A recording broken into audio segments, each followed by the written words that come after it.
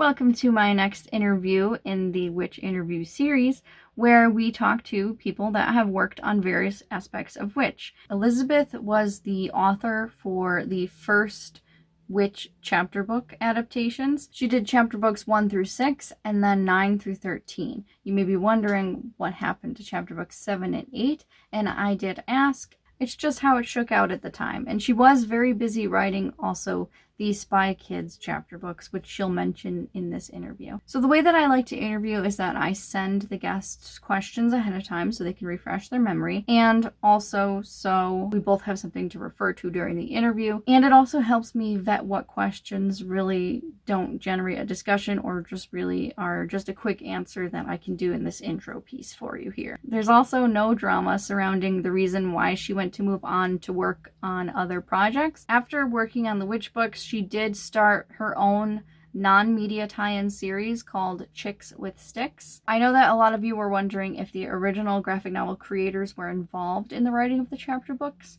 and I will say no, they were not, but Elizabeth was working from the graphic novel directly, which she will go further into in this interview.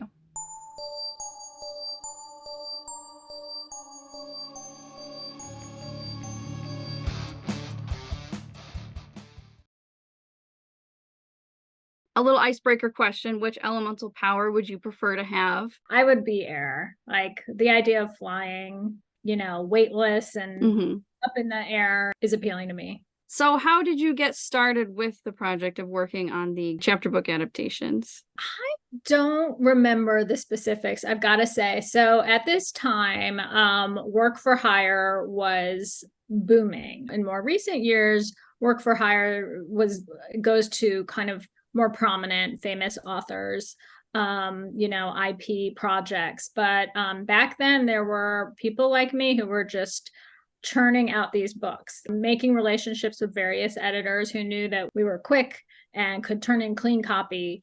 And so one of these editors that I worked with came to me with the Witch project. I don't really remember the particulars of, why I was chosen. And that was a really busy time for me because I started the Witch adaptations.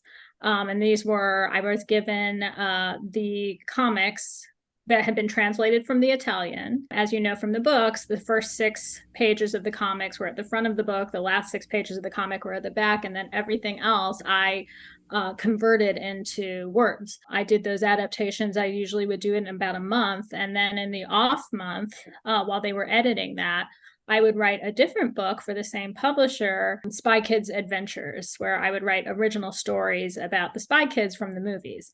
So that was my life for, I don't know, I think there were like 12 Witch books and there were 10 Spy Kids books, so that many months. One thing I wanted to talk about is we do see a lot of graphic novels coming from TV or maybe adapted from chapter books already. Mm-hmm. What you did was interesting because you were taking images of a graphic novel and then giving the characters thoughts and personalities that we really didn't get to see just as the graphic novel. So I wanted to have you maybe talk a little bit about that process of how you adapted that, like what character you wrote through and things like that. In your question, you reminded me that I would choose a different character to tell the story through in each chapter, her point of view, which is fun, because it's nice not to have it all be from the central character, Will, is how you might expect it. So I liked that everybody got to have their thoughts and their feelings and their inner life and their past. It's funny, when I look back on the process of writing those books, I don't remember the writing as much as I do remember those panels, because I might spend hours just diving into this one panel and looking at, every little bit of the art, the setting, the weather, all these little details.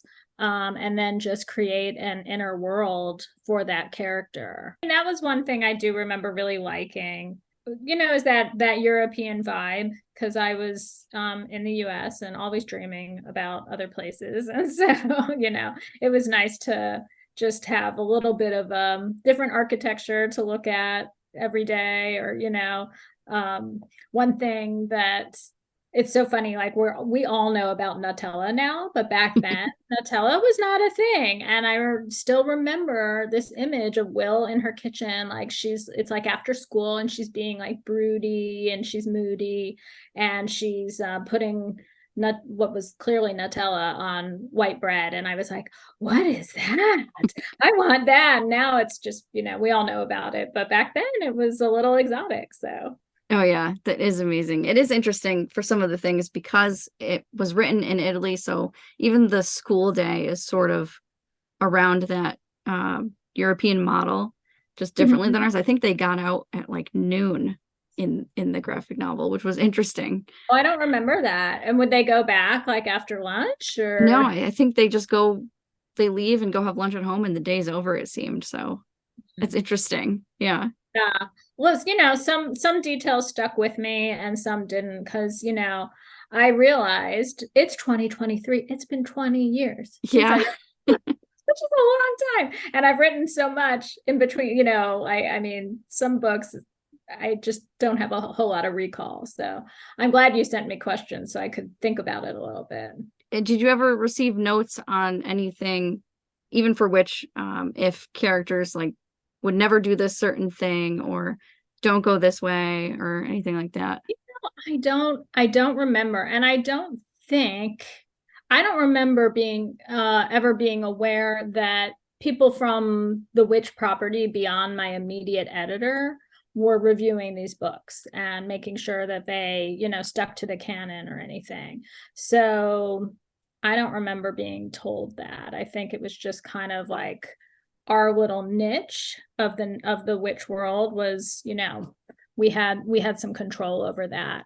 Or it's possible that my editor would just make changes based on that. Yeah. But the thing about, oh, so and so would never say that, that wouldn't happen because I only was allowed to use their dialogue. So I could insert their own thoughts. But like the language that I use or whenever they're talking, it's what's in the speech balloons. The ones that I was sent to adapt were color copies that, had a paperclip or a staple, like Yeah. they weren't bound yet. And I don't know where those are. I wish I still had them. Yeah. I do remember, it's my Bible for a month. I just carried that thing around and, wrote from it every day. Hmm. Very dog-eared. And Oh yeah. I think I wrote to you that we didn't have color printers in our homes then because this was 2002 or 3.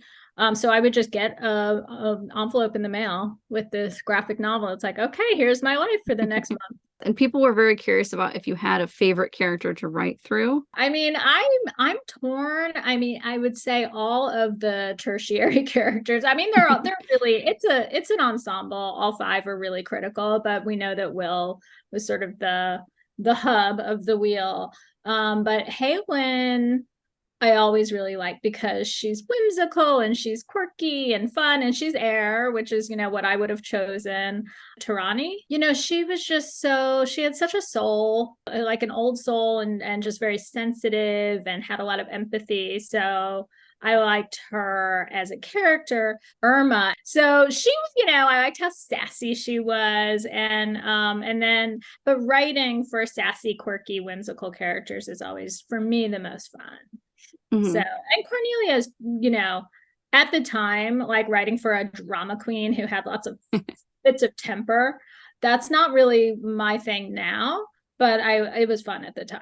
I really found a lot to love in all of them, Oh yeah. So it's kind of like your children, like it's hard to pick a favorite, but how much I knew, or rather didn't know about this world going in, which was, pretty much nothing. Like I was just working with this script essentially of the comic, and I would just discover the magical worlds and the enemies and that kind of thing along with the characters, which might have served. I mean, the readers can be the judge if that like served me well or not. You don't want to know too much behind the scenes stuff, because you want that mystery and that sense of wonder and the stakes, the high stakes. Well, do you want to also talk about perhaps, because you have adapted various things like the Spy Kids novels and everything like that. Do you want to just talk about the experience of adapting some of these properties, or even just how you might go about that? They didn't call the witch books novelizations, but essentially it was a similar thing, especially if you think of a graphic as, kind of a cinematic form with the scenes and the action and the art. So yeah, I would be given the script, the movie script, and all you wanted when you're adapting a movie script into or a TV script, which I did once here. I actually, let's see if I can, maybe if I hold it by my face, you can see it. Oh, yes, there we go. Right. So this was a novelization of like When Charmed. They did a reboot. Like one of the actors, Shannon Doherty, left the show, apparently not under good terms. And they brought in, and it was the whole thing was these three sisters, and it was a big deal. So they figured out a way to bring in like, I don't even remember if she was like an unknown half sister or a cousin or something, and reboot. And so they had me do the novelization of that like reboot pilot. This one was an original story about these characters where I made up the whole story, but I used obviously their whole world and their characters. So but with a novelization, which I did with several movies, I would just get the script and the movie hadn't come out yet. So I didn't get to see the actors making certain choices, physical choices, or see the thoughts behind their heads, or see like what the settings actually look like. So I had to just guess and do as much as I could, and I wasn't really given access to anyone to ask questions. For me, like the infamous time that happened was when I wrote Charlie's Angels, and that was like a big blockbuster movie at the time, and all these big people were signed on to it, like Drew Barrymore and Cameron Diaz. I wrote the entire thing, and then they rewrote the entire script, so I had to write the book a second time. And I remember, I'm pretty sure I asked, like, can I be paid a second time since I'm doing this twice, Right. no fault of my own? They said no. Ah, Which is one really? reason I don't do work for hire anymore. Yeah. And do you want to talk about some of your work you're doing now or anything like that? Yeah, well, so now I after I did the witch books, I had a period of writing YA, very studious, brought my visual aids. It's called Chicks with Sticks. So it's a trilogy about these four friends who would knit together because knitting at the time, and this was kind of a commission, but it was like a little more literary than the work for hire paperbacks that I had done. Knitting was really hot with like young women, and they were like, oh, if it's hot with young women, then it's going to be hot with teenagers in about 5 minutes. So I wrote one book about this quartet of girls who found each other through knitting, and then it became a trilogy. Yeah, and so then I did a lot of like YA romance, which was really fun. And then, as tends to happen, I don't know if you've noticed this trend in children's literature that as the author ages, often her audience gets younger. Oh, yeah, yeah. So it's like the people who are really thriving in YA tend to be close to teenagers, like they're in their 20s and they're really hip. Yeah. It's not me anymore. And so now I'm just really into middle grade novels. I have two pandemic middle grade novels that I wrote, and one is under submission right now. So fingers crossed for that. And the other one I'm revising now. So, Oh, nice. All right. I'll keep an eye yeah, out. so that's my world. I mean, you want to write what you want to read. And so I became just really I mean, I've always loved middle grade, and that was like my childhood. That's what made me want to be a writer. Those were really coming back to me a little more than YA. So that was clearly where I was meant to be writing at this time. Oh, yeah. That writing tends to be more hopeful, I find. I just enjoy reading the middle grade stuff because it's just, I don't know, overall happier. And even if they cover tough topics, there's just more wholesomeness to it, I think. Yeah. And I used to, like I said about Cornelia, like I used to love that edge and the, angst of YA books, and the anger and, the snarkiness and not being nice to each other. And yeah, now I'm less into that. It might just be the times that we're living in as well. It's like, I just want a little more love. Yeah. I think we're all looking for that. Right. Yeah. I Yeah. am happy to know that people are liking witch again and they're excited about it again. I feel like there's so many things I know that are coming back from the 90s, including fashion and, zeitgeisty things. So it's funny that witch is back, or maybe it never left. For me, I sort of dipped into that world, was very immersed while I was working in it, and then kind of dipped out and moved on. But yeah, thank you again so much for doing this, and I really appreciate Well, it. thank you for reaching out, and I think it's really cool that you have this witchy series on your channel. I think what you're doing is really awesome. Oh, thank you. I know we're just reflecting on it and talking about it. It's just wonderful times. So thank you again, and I'm gonna say have a good rest of your day. Well, thank you. Take care. Bye. Thanks for watching. Catch you next time.